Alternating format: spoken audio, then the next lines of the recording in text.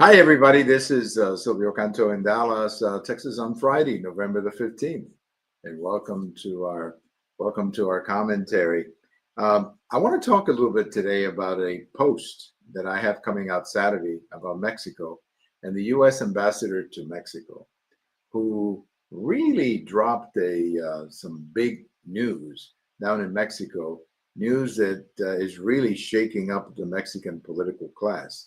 The U.S. ambassador to Mexico is a man named Ken Salazar. I believe he's from Colorado. Mexican American, I believe. Democrat. I don't know what position he had. I think he was a congressman actually at one time, but I'm not sure about that.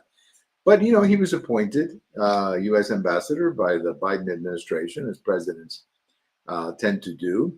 He's been a fairly quiet U.S. Ambassador in Mexico. If you know anything about Mexico, you know that the U.S. ambassador is, of course, a very important person in Mexico, but they generally stay quiet. They stay on the sidelines. They don't get involved in politics because it's a no-win situation to have any ambassador, it doesn't matter who or what country, involved in the local politics or commenting at all about the local politics. So it's better for them to stay on the sidelines. Well, Ambassador Salazar, I don't know whether it was a press conference or whether he was just answering a question from a reporter, had very critical comments about the former president, Lopez Obrador, in which he basically said that Lopez Obrador did not cooperate with Mexico, well, with the United States, when it came to fighting the crime in Mexico, the organized crime, as they call it. And he has also been a detriment to bringing new investment into Mexico. So these two statements, pretty strong statements to say the least, from an American ambassador about the host country, Mexico, have really, I mean, you wouldn't believe it's topic number one south of the border, because everybody's criticizing him. Even people who agree with him realize that you don't say that. If you're the American ambassador, you don't get involved in local politics. You might say something like that privately, but you don't say it publicly. So it's become a real mess for Mr. Salazar. He may mean the Mexican government may very well call on him to leave the country. I wouldn't be surprised if that happens. Now, of course, he's on his way out anyway, because he's going to be replaced by a Trump appointment, ambassador to Mexico. So he's probably leaving anyway. May have a couple of months left, and they'll be leaving anyway. So he may leave it. He may be leaving early because of what he said. But of course, the reaction in Mexico, some people say he's right. It's about time that somebody said this kind of stuff. The other reaction is, how dare you? How dare you get into our politics? The usual reaction that you would expect, nationalistic reaction that you would expect. Now, what impact is this going to have on the real problem, which is the organized crime and the violence? That's yet to be seen. But I think a lot of Mexicans are asking the question, did President Biden tell him to say this? I mean, you would think that the U.S. ambassador in another country would not drop a bomb like this unless it got cleared by the State Department, Secretary of State Blinken, or even as high as the president. I mean, this is what he said was so explosive that it's just hard for me to believe that he would say it without having the okay of the Secretary of State that he reports to, or the president that he ultimately reports to. So it is a bombshell that he has dropped in Mexico City. And, he's not alone. A lot of Mexicans actually agree with him. And I have a funny feeling that the incoming Trump administration agrees with him too. So this may have been, I don't want to get into all kinds of conspiracies because, it gets silly when you get into conspiracies. But the fact that he would say something like this, I have to believe that President Biden okayed it, or at least the Secretary of State. At least the Secretary of State would okay something like this. So this is really the U.S. government speaking through the ambassador, saying, we're not happy with your cooperation when it comes to the organized crime. And we think you're hurting the country. And when he's talking about deterring foreign investment, what he's talking about is many companies who are holding back investment because of these judicial reforms that the country has implemented or is in the process of implementing. Judicial reforms where basically all the judges in the country are elected by popular vote. In other words, you no longer have, like we do here in the United States, where the president recommends a justice or a judge, and at least they have to go through Senate confirmation. What they're talking about is having up and down elections for every judge in Mexico, and then the current judges in the Supreme Court are not very happy with that either. So it's just it's just a big mess that Ambassador Salazar, I mean, he's dropped this big bomb into the Mexican political situation. And I'm not sure where this is going to go. I have never seen an American ambassador say something as dramatic and as big of a bombshell as this. I mean, this is truly an amazing remark on the part of Ambassador Salazar. So, hang in there. I'm sure that there will be more repercussions to this down the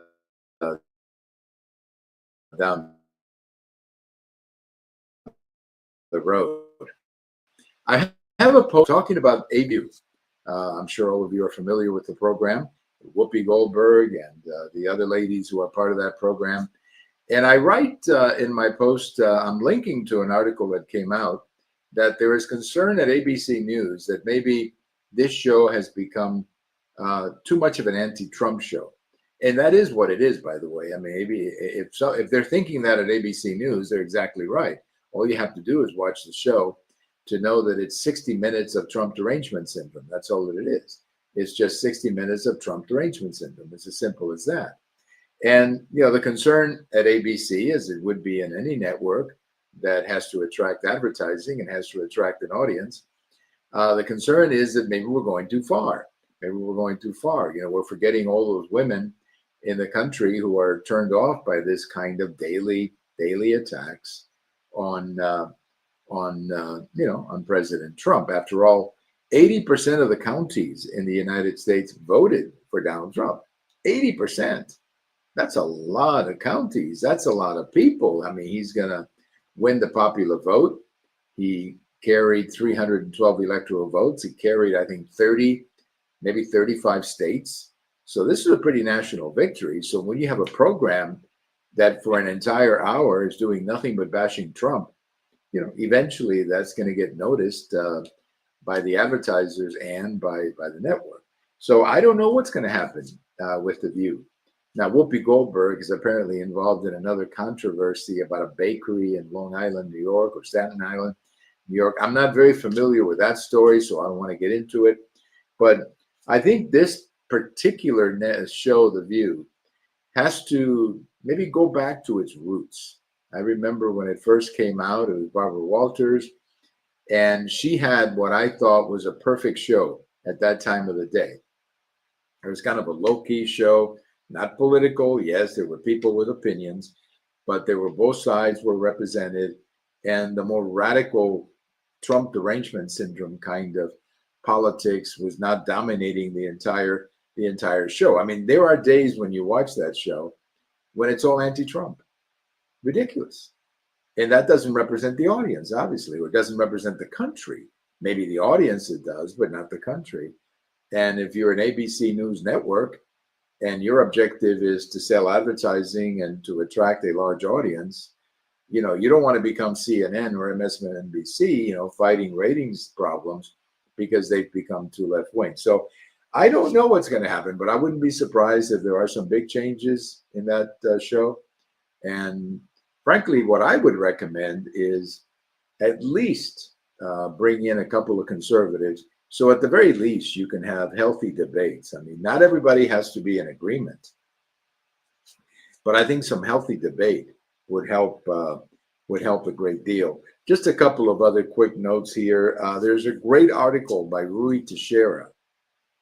Rui Teixeira is the man who wrote many years ago that the Hispanics were going to turn the Democrat Party into a permanent majority. Obviously, he's pulling back from that tremendously now.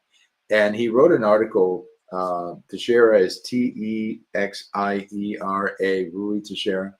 I think he's from Texas, actually. And he wrote an article today basically saying that the Obama coalition is over. The Obama coalition is history. It's over.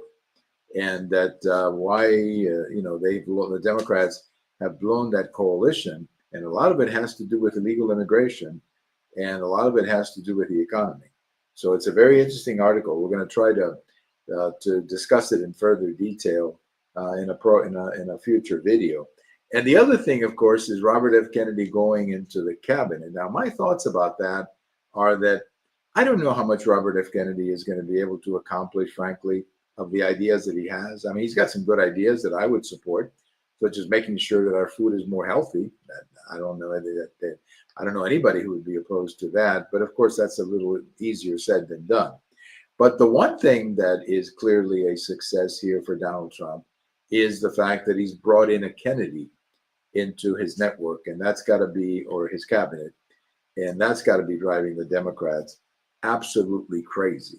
I mean, the fact that Robert F. Kennedy Jr., the son of Robert Kennedy and the nephew of President Kennedy, is now in the Trump cabinet after having supported President Trump in the election, that is a major political score by President Trump. That's all I can tell you. So again, I think it'll be successful politically. Whether it'll be successful in terms of substance, meaning changes, a lot depends on how well he can persuade the American people about these things that he feels. But I would recommend to Robert Kennedy to start with the children, focusing on what our children are eating, and also some of this excessive medication that some of these kids are taking. I think that would be a good place to start. Go for the kids, because I think everybody's obviously concerned about that. And here's a birthday greetings I'm going to close with. Happy number 92 to Petula Clark. Now, if you remember the 1960s and the 1970s, Petula Clark was a very famous British vocalist who had a big hit here in the United States called Downtown. And it so happens that that song was on the radio when we first came to the United States. And because the song would say downtown, downtown, it was a song that my mother, who didn't speak a lot of English, could actually sing along with, because all she had to do was say downtown, downtown.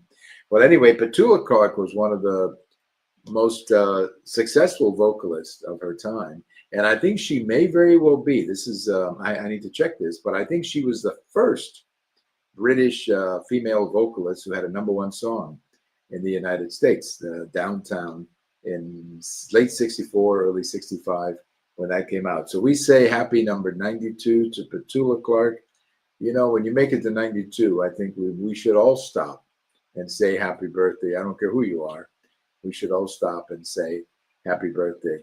This is Silvio Canto in Dallas. Have a great weekend. Go Cowboys. That's going to be a tough game. But everybody have a great weekend, and we'll talk to you later.